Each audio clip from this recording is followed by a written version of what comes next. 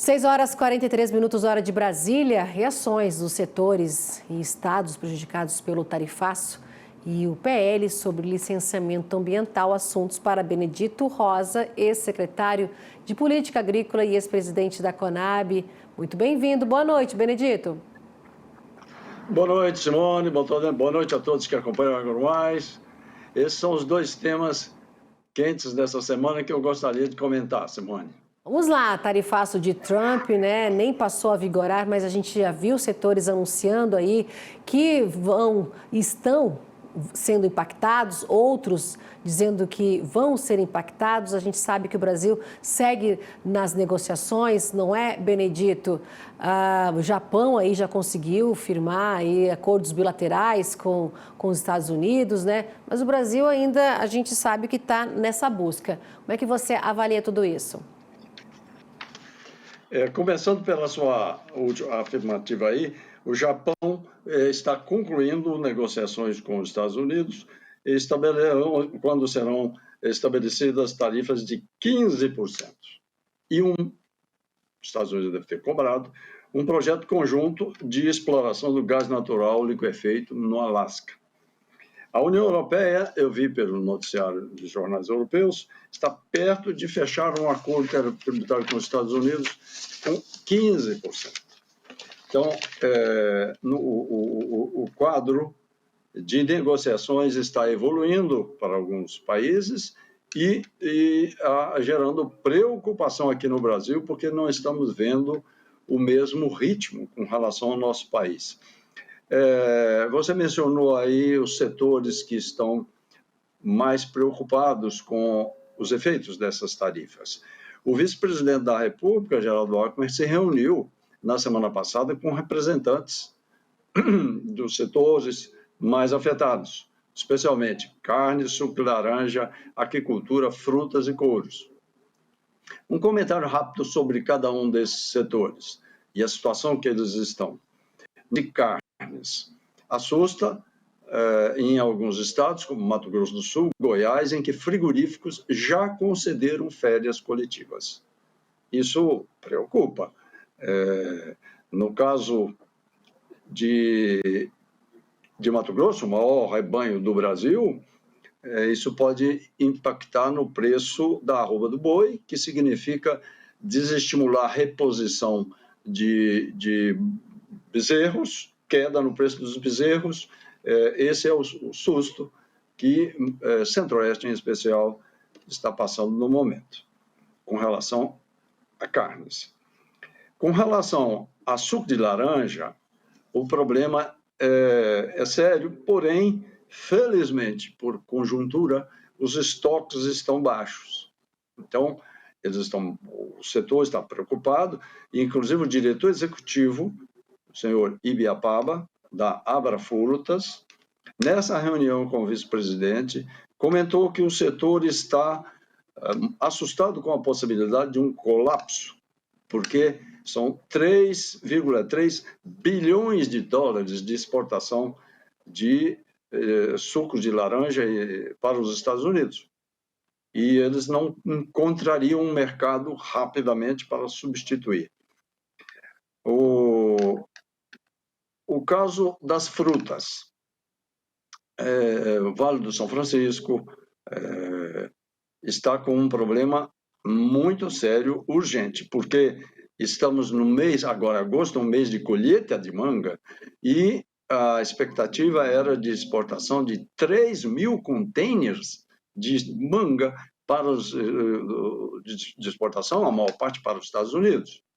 E o presidente da Abre Frutas, Guilherme Coelho, nesta reunião e depois na imprensa, comentou que ele tem medo de que milhares de famílias, 140 mil postos de trabalho envolvidos na produção de frutas para exportação.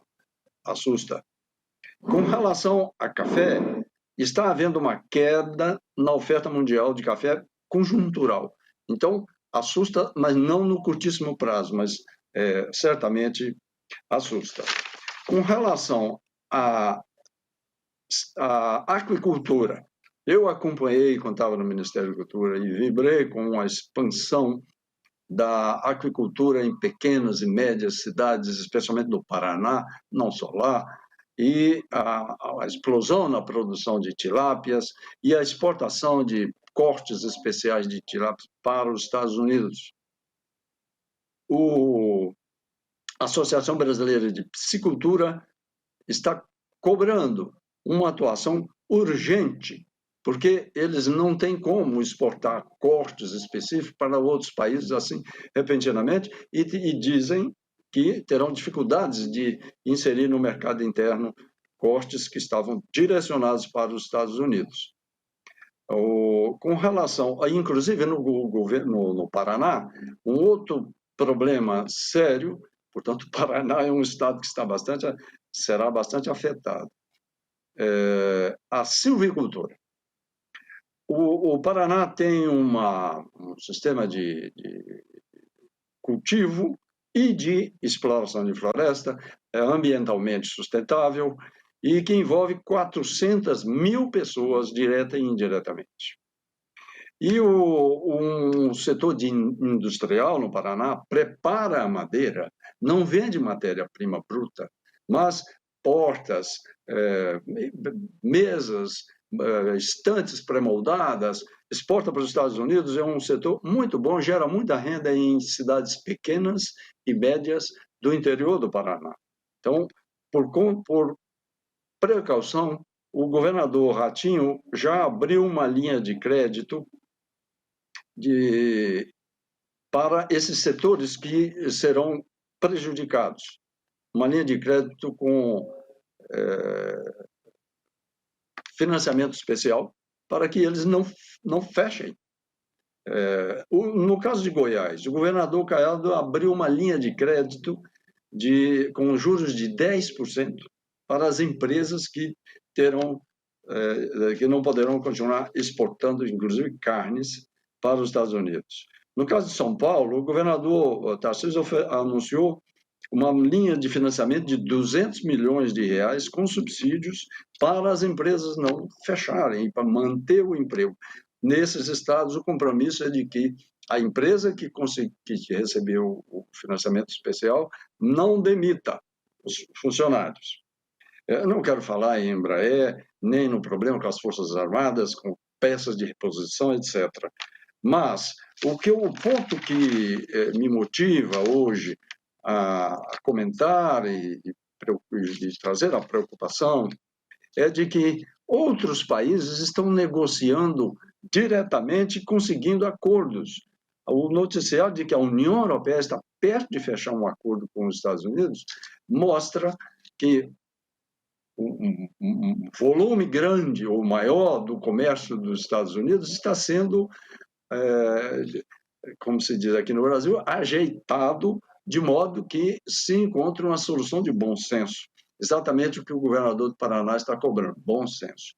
Bom, a reunião do vice-presidente foi oportuna, mas não pode parar aí.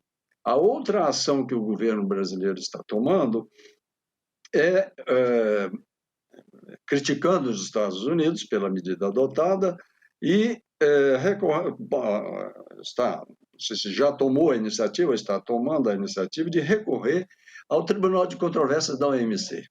Ora, a OMC virou um órgão figurativo, não vai resolver praticamente nada. O Tribunal de Controvérsias não se reúne já faz tempo. Os Estados Unidos nem indica representantes para compor o tribunal, portanto, não tem solução por aí. Os setores estão pedindo urgência. Desemprego, desativação econômica é algo muito sério. E eu não estou vendo, inclusive na mídia, o AgroMais tem chamado a atenção aqui muito bem, não estou vendo uma discussão mais objetiva, que medidas podem ser tomadas para evitar essa situação ruim para o Brasil. E, diplomaticamente, o governo está confrontando os Estados Unidos quando outros países, México, Canadá, Japão, a Índia está negociando, está agilizando negociações. Então, antes de melhor do que ficar fazendo crítica, é uma ação urgente, diplomática, firme, para evitar esse colapso que eu mencionei há pouco nesses setores. Esperamos que não temos, eu pessoalmente não tenho esperança de que essas tarifas sejam adiadas até 1º de agosto. Então, não precisamos esperar a ventania derrubar o nosso telhado, da nossa parte do telhado da nossa casa, para tomar as iniciativas urgentes que os setores estão cobrando. Não, Simone? Agora temos 4 minutinhos aí para o teu segundo tema, né? Licenciamento ambiental, viu? A gente tem essa expectativa aí do setor, porque o Congresso aprovou, está nas mãos do governo se vai vetar integralmente ou dar esse veto parcial, enfim. Você acredita que pode ser judicializado? Provavelmente. Esse tema nós estamos comentando essa semana porque o projeto de lei 2159 de 2021 ele estava em discussão no Senado desde 2004 e foi aprovado no Senado, depois aprovado na Câmara nesta quinta-feira. E agora seguiu para a sanção presidencial e, como você disse, as declarações oficiais são de que haverá, no mínimo, vetos ou, se depender de setores do meio ambiental oficial, há o risco dos vetos cobrirem ou rejeitarem algumas, eu diria, avanços que se conseguiu com relação a licenciamento ambiental.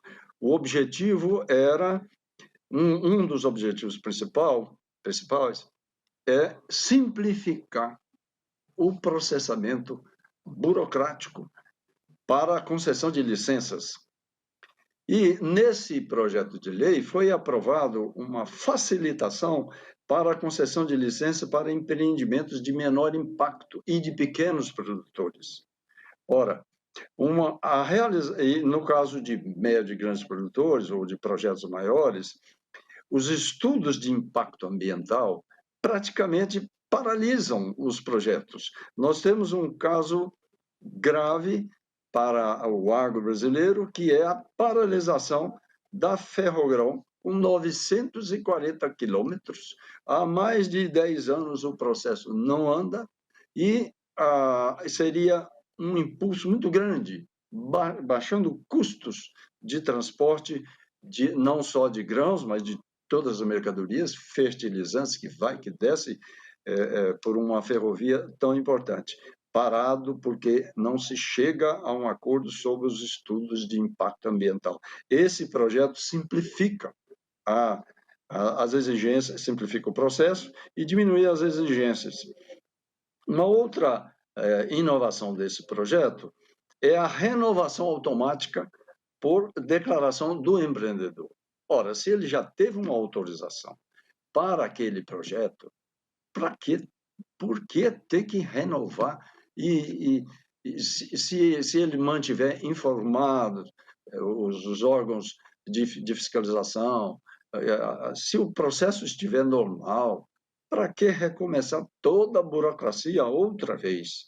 E algo bem interessante é que esse projeto de lei inclui medidas para autorizar e incentivar as prefeituras a adotarem tecnologias e processos de proteção e de incentivos municipais à adoção de tecnologias verdes de proteção ambiental. Isso acho que é positivo também. Então, diante desse quadro geral, o que acho para o Brasil não é interessante é vetar um projeto de lei de um assunto tão relevante que está em discussão no Senado desde 2004.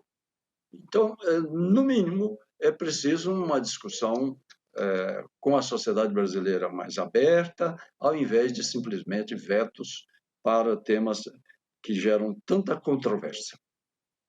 Benedito Rosa, obrigada pela análise aqui da semana, 2 assuntos importantes aqui para o nosso setor. Obrigada, uma boa noite para você, até semana que vem. Boa noite para você e a todos que assistem o AgroMais.